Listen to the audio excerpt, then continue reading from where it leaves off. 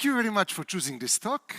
I'm Gojko, and I'm going to try and give you some ideas how to unlock product growth for your products. I'm kind of a total imposter in the product management space. I'm a developer. I never wanted to do anything else in my life apart from developing software. And I kind of had to learn how to do a bit of product development. And if you are an experienced product manager, probably not going to hear anything new, but if you're a developer, maybe you're going to hear some interesting things. So last couple of years, I've been building a tool on my own, and I am the only sales, pre-sales, product management, development support, operations, and coffee maker in the company. Which has given me a really interesting perspective because I have a closed loop between customer support requests and development and product management. And at the same time, I hate doing support. Like, I absolutely hate doing support, so I want to do the least amount of support possible, so the thing has to work on its own. And this is going to be a case study, so I'm going to have to talk a bit about the thing I built, but I'm not here to sell you that. I'm here to kind of use that to illustrate kind of these things that are interesting to consider when we're building products.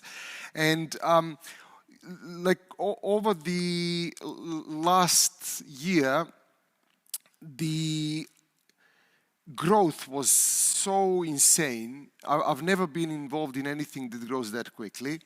The traffic to the site increased about 100 times over year on year. The usage of the site, the active usage of the site increased by about 500 times. So this was kind of the December 21. This was kind of December 22. From about 200 or 300 active kind of task conversions a day, it increased to 100,000, and now is about 200,000 at the moment. This means that things that were weird, insane, one-off exceptions that happen once every 2 years now start happening once a day. And insane things, completely insane things, like people sending me PowerPoints that have vertical tabs in. And the library I'm using to read PowerPoints explodes when you send it something with a vertical tab. And you can discard that when it happens once a year. It's like, okay, somebody gave me like a corrupt file, but once you have something, exploding every day, then it's no longer a joke. It's something that you have to waste time on dealing with support. And then you start asking questions like, well, what is a vertical tab? Like, okay, it's some kind of weird ASCII symbol that they've created for who knows what teleprinters that could move vertically. Why would somebody type a vertical tab into a PowerPoint? Like, how do you even do that? If I wanted to do it, I wouldn't know how to do it on a keyboard. I see like the horizontal tab key. I don't do I flip the keyboard vertically? I don't know how. So kind of insane things like that starts happening all the time. I guess a good metaphor to think about would be like, what was it last week? Daylight saving times change. Imagine if that happened every day. Like, everybody would be confused all the time. So that's kind of growth of 500 times year on year. Or no, not every day, like twice a day. You change the time zone. So that's insane. So, and as I said, because I'm the only support person and the only developer, I get to receive all the customer emails. And I get occasionally very nice emails like this. This is an actual customer email. This is somebody trying to convince me that the website doesn't work for them because they are very spiritual. And I'm trying to explain that their spirituality has nothing to do with the quality of the internet connection, but he's insisting that, his internet is good, he's just very spiritual, and the software is not working for him because of that. And it's like, well, man, pray for help. I don't know, you're spiritual. That might be very, very effective. So kind of People do crazy shit all the time. And one of the things that was really interesting is, so a bit of a background on what the thing is, so you have context, is I actually started building it to scratch my own itch because I have another tool I've built, and I was doing marketing and promotional videos for this other tool. And I mean, you can hear my voice. It sounds like I'm blackmailing Liam Neeson, or kind of, I can't do a better English voice than this. And I'm not a video editing person. Like I hate moving the mouse around. I like automating things. So I kind of built a bunch of shell scripts that would automate the creation of narrated videos from a screencast. It uses text-to-speech. It uses kind of all sorts of stuff. At the end, I've built it, I totally over-engineered it, so you can put it into CI. It automatically built things from Markdown and things like that. And I thought, well, you know, maybe other people would like to use this as well. And then I've realized I've totally over-engineered it. And I've realized at some point that people like using PowerPoint. So kind of at the end, it kind of became a tool for people to convert PowerPoint to video with text-to-speech. And then I looked at it as kind of, it started growing, and people were constantly building blank videos. Vertical tabs, blank videos, you know, it's insane. So you would have people building a video that has no visuals in it from a blank PowerPoint, but has some audio. It's like, why are you doing this, man? It's like insane. And it's not one person, it's lots and lots of people doing it. So I actually kind of sent them an email saying, why are you doing this? And I got back a response saying, oh, you know, I kind of, the UX of, and it's so easy and it's so nice to build all these kind of text-to-speech things because people hate their own voice, like I hate my own voice. I don't want to listen to my voice on a video. So the video editing capabilities were rubbish, but the text-to-speech things were so easy to use that they were actually building blank videos, pulling out an audio track from the video, and then using it somewhere else. It was kind of, so that was really interesting. So one of the things I've learned through this and trying to reduce support and things like that is whenever people do something that's totally crazy, that I can't understand why they're doing it, there might be some crucial product insight there. And I think that's kind of the first thing that I want to get you to think about is when you think somebody's doing something batshit insane, it might be that they're telling you something about the product that you don't know. I mean, maybe they're just crazy, like the spiritual guy. Or maybe they're telling you something about your product that we should be really thinking about, that we maybe have missed in the UX, or, you know, if I was a perfect product manager and a perfect UX researcher, I would have spotted that, but I didn't. So kind of this thing, you know, pivoted a bit, and then I've realized, well, there is lots of people are trying to just extract the audio. I'm making them go through this whole process of creating a stupid PowerPoint and uploading a PowerPoint and things like that. Why don't I just give them a screen where they can type in text or copy-paste text or upload the Word document? And then kind of the thing really took off. So at the moment, this is from kind of 2 days ago, in a single day, there were 264 video builds. But there were 124,000 audio builds. So I thought I was building this product there, but I wasn't. It was like people wanted this other thing. And as a total kind of freak occurrence, it came out that, you know, people actually wanted this other thing. And the really interesting lesson here is that if I didn't kind of listen to what my customers were telling me by hacking the product, I would have never built something that's kind of reasonably useful. We need to figure out how people are hacking our products, how people are abusing things and using them for things we don't expect. And the really interesting thing is how do we do that? One of the things I've learned stumbling upon all these kind of, you know, having to do product management and UX and things like that is how painful it is to watch other people using your software. If you are in a large organization, you often don't interact with users. I even did this research a while ago where got about 1,000 people to fill in a form how frequently people interact and observe real users using the software. And in the population of people that filled in this form, more than half of the developers basically never saw an actual user use their software. I think like the best thing you can do for your career is just sit behind the user as they're trying to struggle. For example, with this collaboration tool that we built a while ago, we built a web app, and we thought, well, it's a web app, it's helping people maintain maps and things like that. So what's a good way for people to access their previous maps? And there was a big button in the top left corner saying My Maps. So it's completely obvious. If you look at your maps, you click on the My Maps button. And then we went to do a bit of UX testing. We sat behind users and said, well, open the map you just created. And you can see a person just moving the mouse around like this. And I want to shout, I said, fuck you, stupid blinds. Like, there's a My Maps button there. Don't you see it? It's like, well, you have to kind of take it in the stomach. It's not a nice feeling. And then keep quiet and then say, well, what are you looking for?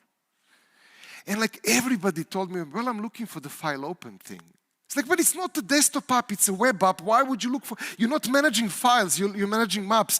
Why would you, and it's like, file open, file open. So at the end, we deleted the My Maps thing. We put a stupid file menu that has file open. Because my brain doesn't work like that, but everybody else's brain does. So kind of this UX cringe effect is really, really interesting to look at. And the thing is, how do we scale that? How do we do that? I mean, the video, I still call it a video building thing, although it's not really a video building tool, it's an audio building tool. It has about 2 million active users a month now. And again, I can't observe 2 million people. I'd love to be able to do that. It will give me some, superpowers, but I can't do that. So how do we do this thing at scale? That's the really interesting question. How do I, kill my stomach 2 million times a day?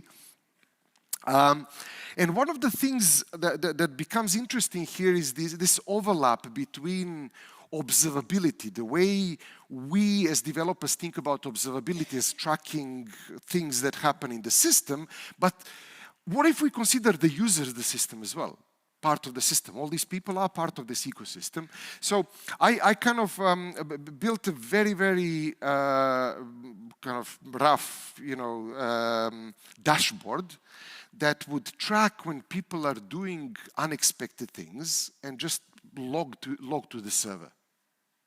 And basically just bombards me with data, and then I do some kind of, I look at this every day and I see, well, is there something else unexpected? So the screen that allowed people to type in things and upload the Word, upload the PDF and things like that, one of the things that started happening as it scaled up is people started sending me unsupported file types that I don't know how to deal with. I wasn't expecting that. And you can see here it says, well, the text file type is unsupported. What somebody actually uploaded was an SRT file. That's a subtitle file from a video player. And, to a form that would basically accept the text docx, EPUB, PDF, and a bunch of other things. Now,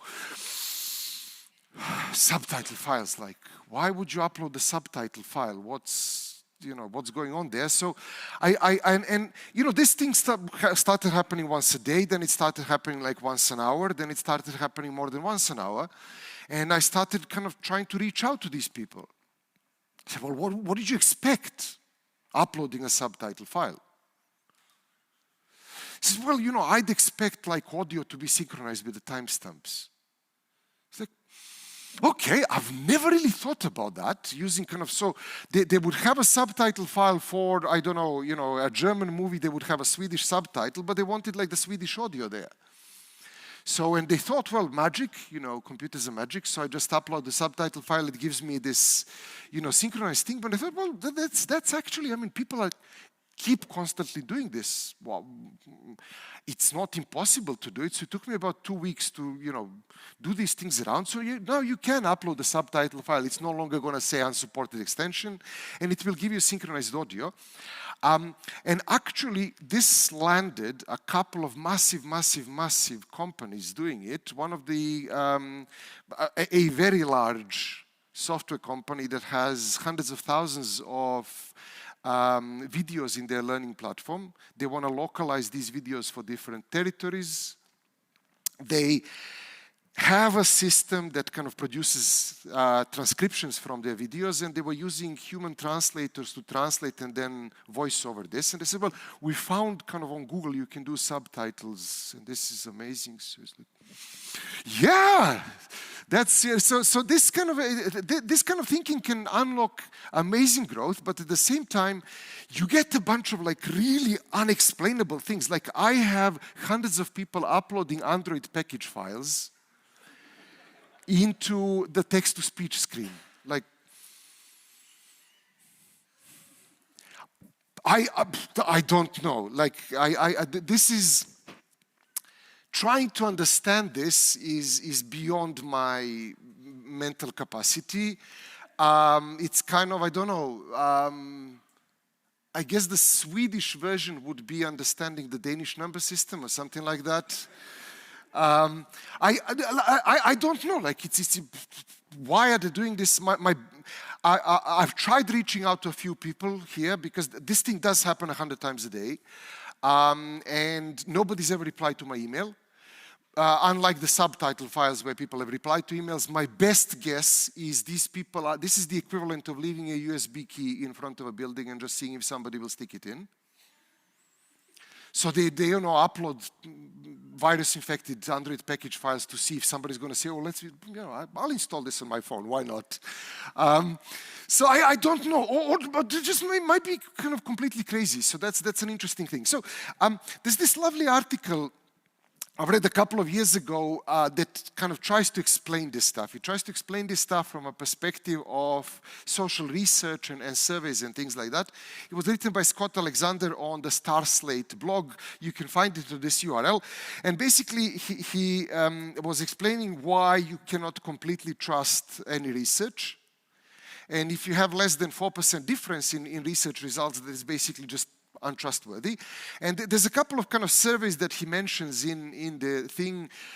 He mentions a census poll that they've done in the US where they put in a control question to see if people are taking the question seriously. And there was, you could, as your gender, put male, female, or American, and about 4% selected American as a gender. There were a couple of other kind of surveys like that, and there was a survey where they kind of had this question around, are lizard men running the United States? And 4% basically selected yes. So his conclusion from all these things is that 4% is kind of the lizard man constant, which means that about 4% of the people are just, unexplained occurrences. There's people are either distracted, or they are stupid, or they're busy, or they don't really understand what they're doing. They might be malicious, they're uploading package files or whatever. So kind of the really interesting thing is kind of most of the product management is ignoring this stuff. People are focusing on the 80%. People are focusing on the common use case. People are focusing on the kind of the main thing we wanted to develop, and ignoring all this fringe stuff. And because, kind of again, I'm in a unique situation where I'm suffering from support from all these crazy people, and I wanted to not have to do support, then I was kind of trying to automate that away and help them deal with the stuff. And I realized actually, figuring out what these people do is absolutely a crucial thing for a product manager. So if you are working in a large organization and you're in a development kind of role, then push this information to your product managers.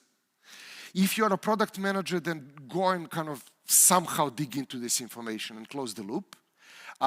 You can do this by customer support emails, by server logs, and if you're a developer, kind of, try to log unexpected things. Because it's really, really interesting in terms of unlocking growth. If you look at growth,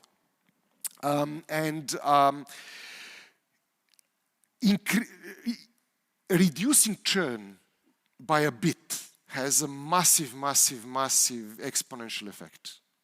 If you're growing 11% a month or 10% a month, and it's kind of month on month and it multiplies, in a year's time, the difference is completely huge. So, yes, some percent of these lizards are gonna just be crazy, but some percent will be people uploading subtitle files or creating blank videos. And that can unlock massive, massive opportunities. So one of the things that kind of keeps happening is people, because they don't understand technology, they keep sending text that is unreadable by a specific voice. With text-to-speech technology today, most voices are trained for one specific language. I pay to use text-to-speech APIs. And other people kind of pay me when they're converting stuff, but when they send me shit that just explodes, I still pay people for using the API. So as a way of reducing costs, I don't want to keep sending Hindi text to an English voice because my providers are charging me and I can't charge that to my customers. This is total waste of money for me. So I kind of started looking at this and logging things, and you can see like thousands and thousands of things today, every day, where kind of somebody's gonna use a voice that doesn't kind of read a specific language. And I wanted to kind of first stop people from doing it so I can reduce my operational costs. But the other thing I wanted to do is I wanted to kind of somehow tell them what's going on, so they stop doing it. And I created, like, first thing I did is I put up an error message saying, well, you're trying to use Charles as a kind of, that's an English voice. Charles cannot read whatever this language is. I don't know what this is. It's obviously not English to me as a human, but if you want to use English, use Charles. If you want to use something else, figure out what you want to use. And I thought I was kind of doing a good job of that, and then I got an email of a customer basically saying he's a Canadian. And as a Canadian, he paid to use a Canadian voice. And it told them that, so this is what the guy sent me. The guy sent me a text file that has 100 equals symbols. That's it, just 100 equals symbols. The system told him, like, you have no Latin letters here. I can't read 100 equal symbols. This looks like a mistake. And he said, you are asking me to write things in Latin, I want to write it in Canadian. And he got so upset that he's going to report it to the Canadian consulate in Britain. And like, amazing stuff. I'm sure that the Canadian consul in Britain is like so bored out of his life that he likes talking to people who are going to say, somebody's making me write things in Latin. But so again, I thought I was reducing support, and I wasn't. I was just causing more support, which was insane. So kind of one of the things I think I've established as a rule for myself, and I strongly encourage you to do that, is try to get people not just to show an error message when something like this happens. It's easy to show an error message, but try to get them somehow through the funnel. Help them complete the workflow. So kind of don't stop on errors, like really empower the lizards to finish the job. That's the thing. And I think this thing, if you remember anything from today, remember this. There will be 4% lizards, things you can't explain. And it's very, very easy to just make the software explode. It's slightly more difficult to show them a meaningful error. But try to get them over the hurdle. Push them over, give them something to complete the work. And it took me a couple of weeks to figure this thing out. At the end, what I did is I created a small kind of dialogue that's basically saying, hey, I have detected the char set on this. This looks like Bangla. And here's a couple of voices that can read Bangla. Just click here to proceed, and it's going to give you a thing.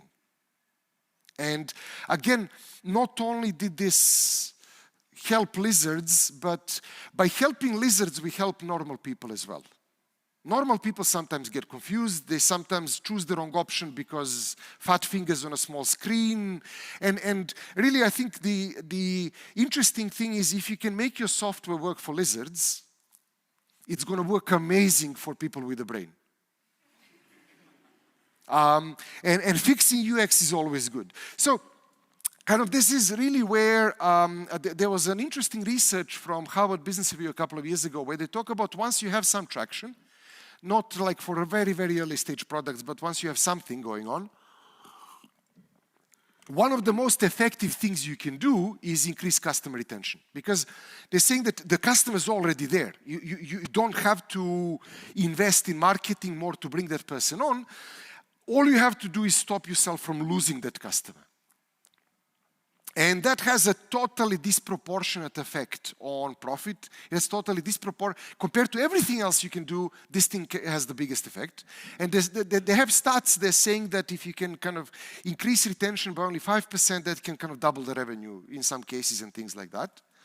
And if we think about, well, you know, we have 4% lizards. If we get some of these lizards to do something better, this is going to kind of significantly improve our customer retention. It's going to significantly, I mean, again, improve it for normal people as well. So, one thing that is interesting to look at there is because there's going to be too many things we can do. Lizards do too many crazy things all the time. There needs to be some focus. Otherwise, you're just going to be running around and, you know, fixing problems you might not need to fix. And it's very difficult to choose when you look at all the crazy shit people do with your system, which ones do you start addressing first. One technique I quite like comes from a book called Lean Analytics. And Lean Analytics is a wonderful, wonderful, wonderful software analytics book and talks about what different companies at different stages measure and how they grow and things like that. And they have this model called 5 Stages of Growth that talks about what's the next most logical thing to do at this time for your product and how to choose that. I'm going to oversimplify it now. You can read the book. It's a wonderful book to read, but they talk about how kind of products that are successful usually grow by first proving that you're solving an important problem. They call this stage empathy. Then once you've proven that you've solved the problem, you need to prove that you've solved the problem in a good way and that the problem you've solved is important enough for these people. They talk about stickiness as kind of a category there where it's usually the frequency and urgency of usage that proves it. So when people need to create a video or a wardrobe or something like that, do they use your tool? Do they use some other tool? How frequently are they using it? And kind of, if you can get them to use it frequently, that means you've solved it in a good way and it's kind of an important enough problem to solve. So this thing shows that there is a potential market for it. Then the next thing they talk about is virality. If you work for a large company, just replace it with growth. So this thing proves that there is a potential market. This thing proves that we can reach the market. It's not necessarily the same thing. Maybe the market is out of reach because we don't have enough money to compete. Maybe we kind of cannot contact the users and things like that. And then they talk about how companies then focus on revenue and kind of optimizing scale and things like that. Now, I used to work as a consultant, and as a consultant, I used to see lots of large organizations and kind of people would constantly just deal with this problem all the time. Because that's under our control. As technical people, we can always reduce the cost of a database. We can always migrate from one thing to another to make it scale more and things like that, where kind of all these things people pretty much ignore. And I love this model because it so perfectly explains what went wrong with my first product company that horribly ended as a disaster about 15 years ago, where we've done this. And then because our key investor was a megalomaniac, we immediately decided to do this and spent all our marketing money before actually getting people to stick around. And we brought lots of people to the product, but nobody stuck around and then kind of game over. Where if we did it in this sequence, it would have been much different. So kind of the point I'm trying to make is whatever, you know, your product is in one of these 5 stages at the moment. And then figuring out what lizards are doing in that stage and what behaviors, what unexpected things we can look at, and maybe optimizing that to push them a bit further.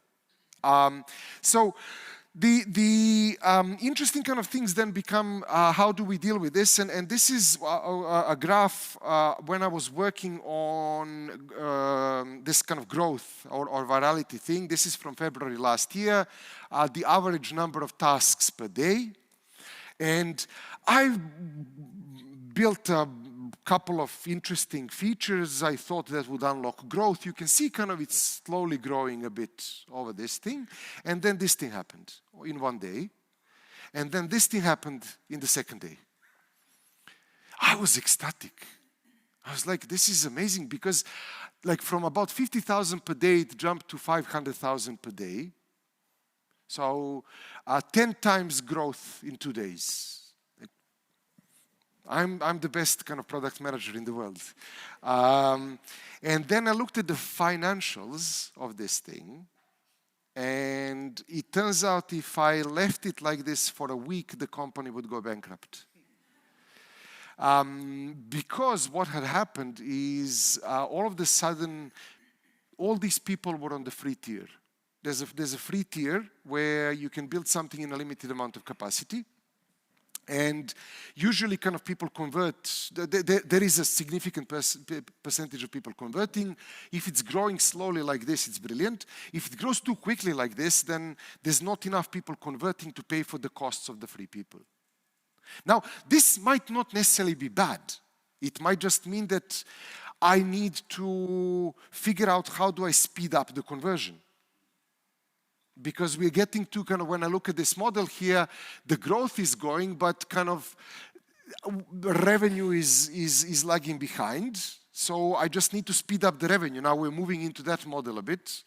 And then I started looking at, well, you know, what's going on? Why are these people not converting? Why is there such a big growth? This is, again, something unexpected going on. Lizards.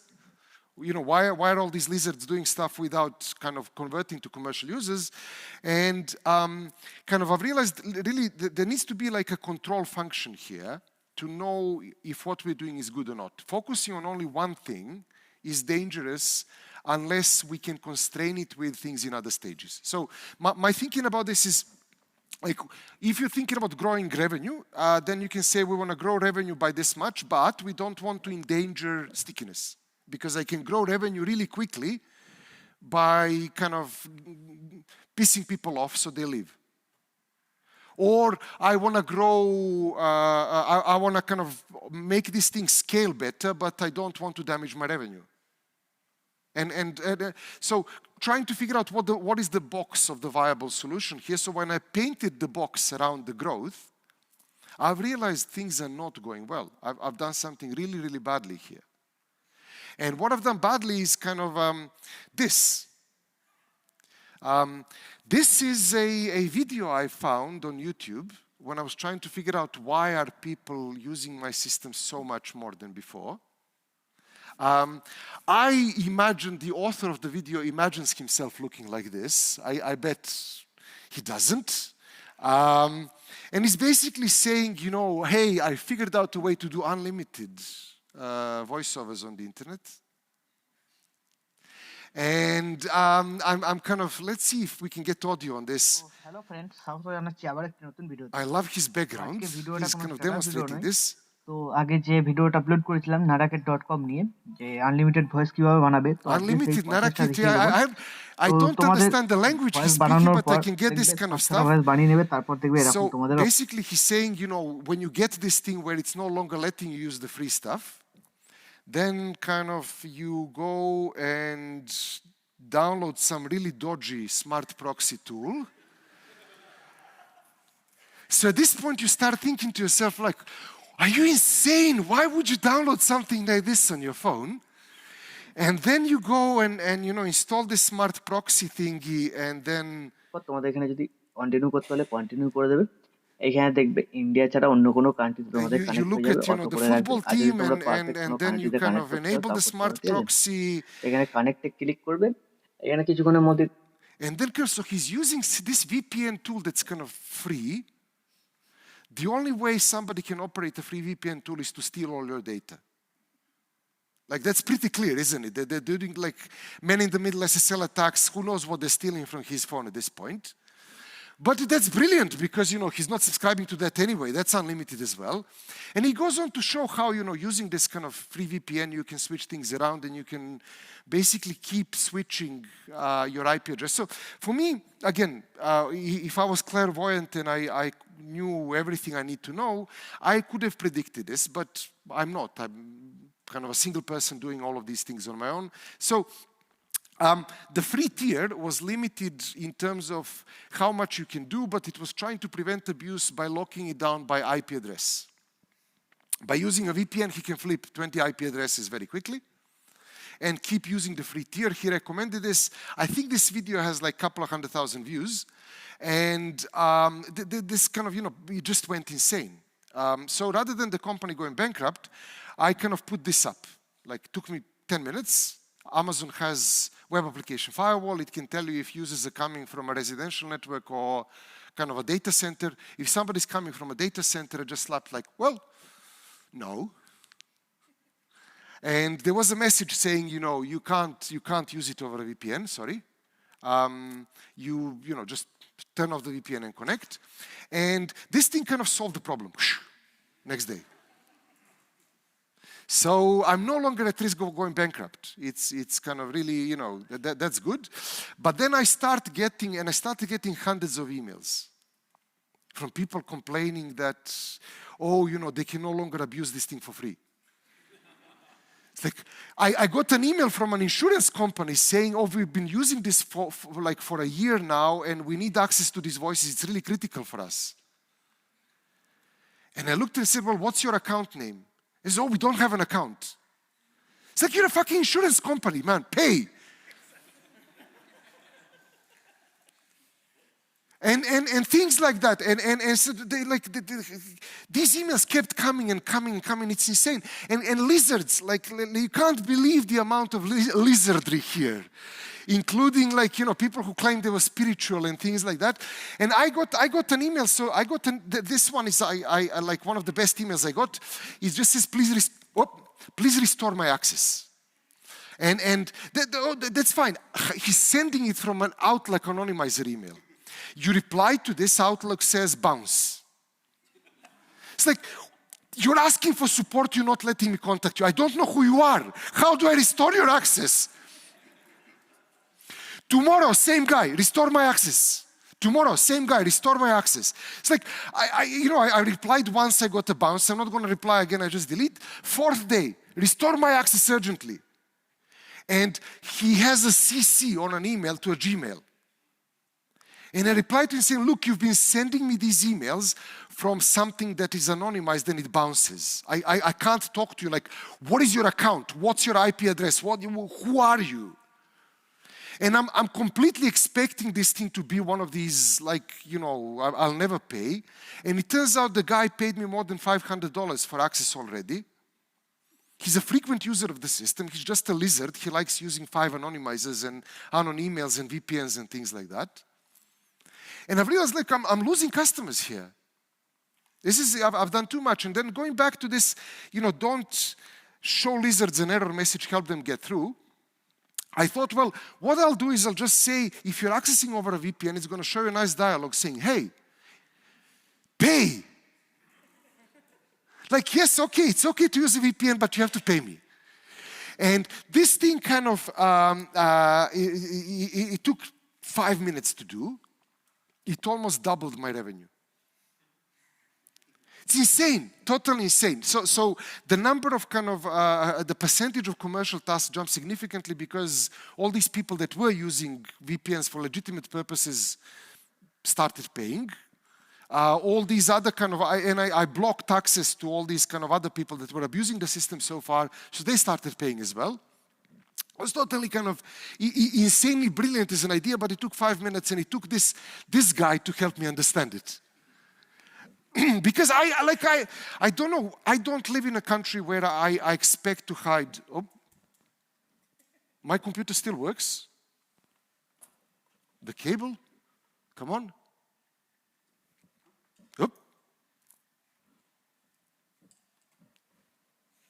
screen is back? Hey, good. So I don't live somewhere where I have to use a VPN to conceal the data from the government. Lots of people do. We might not, in Sweden, you don't necessarily think about that, but a big part of the world lives in a place where, yes, you do want to hide your kind of data from your government. And these people use VPNs. And kind of not knowing that, I wasn't able to predict it. So anyway, kind of the last thing I want to talk about is really when you're looking at something like this, you can't trust your own instincts. You have to trust what users do. And measuring and measuring and measuring and measuring and measuring what users do, and proving that what you think you've done is what you've done is critically important. So I'll just give you one example, and then I'm going to finish for today. One of the things I was trying to optimize was getting people to finish paying me. And lots of people started with the payment process and then dropped off. A big part of them were trying to add the VAT number, and they were struggling with that for whatever reason. Stripe, the payment processor I use, is an American company. They don't really understand how European VAT numbers work. They prevent people from entering them successfully. So kind of when you start entering this, it kind of just keeps throwing errors at you. And people were stopping there. And I thought, well, I need a VAT number kind of for tax purposes, but I don't need them to fill this in while they were paying. I can ask them for this later. Let them give me money, and then we'll do the paperwork. And I thought, well, the logical thing to do would be to remove this and to remove maybe, like, why would they have to enter the address as well? Like, I don't care about the address. I'm not sending them physical things. I can ask for the minimum amount of data. And I was really kind of, thinking this is going to improve the completion rates, and I measured it over a week or so. And it turns out that fewer people were completing the payment form when I removed the fields than they were when the fields were there. Lizards, I don't understand it. My brain doesn't work like that. But I had the data to prove it. So I put the fields back on. And now, still there's some people struggling to enter it, but the result is better this way. I mean, ideally I would rewrite this thing, but I'm not Stripe and I don't have the capacity to do it. So kind of, this brings me back to the final thing that I want to talk about. As developers, we often don't know how long to run an experiment like this. Is it enough to run it for a day? Do I need to leave it for a month? Do I run it for a year? What do I do? And I was asking a good friend of mine who runs experimentation at a large delivery company. I said, just don't bother with the math, go and use this website. So that's kind of my message to you. If you're struggling with this stuff, go and use this website. It's a free calculator that tells you how long you need to run an experiment for. And is the experiment relevant or not? And at what point is the experiment relevant for you, and when is it not? And kind of this is where, this is actually a form that I took a screenshot of when I was fiddling around with something that I thought is completely stupid. But this friend of mine was convincing me that it's good. And this is kind of all these, as a developer, when you hear about people doing, oh, I've changed the title to something else, or I've moved the button left and did an A/B test and it was brilliant. I thought that's all complete bullshit. But I have done that. I've kind of rephrased the title a bit and moved one button around, and this was the result. So I no longer think that's bullshit. But it's important to measure these things and prove it that you're actually doing something well or not. So that's kind of pretty much it. To wrap things up, I kind of, as an imposter to the kind of product management space, I strongly encourage you to monitor how people are hacking your products. Not hacking necessarily in a security sense as well, but how are people abusing the product to do something else and then using that as insights. One of the ways of doing that at scale is to log errors. Just kind of collect all these things. Don't worry too much about consistency because you'll keep changing things you monitor. Just dump it somewhere so you can analyze it. Try to get lizards to complete the workflow. It's going to be difficult, but if you do that for lizards, normal people are going to love it. And when you're focusing on this, there's going to be a million things you can fix. Fix the things that are in the growth stage that you're in now, because that's going to help you the most. But don't be stupid like I was and celebrate too early. Kind of figure out what are the control metrics for what you're doing, using other stages, and then measure, and only trust really kind of user behavior. Don't trust your ideas about that. Thank you very much. Hopefully I've tickled your imagination.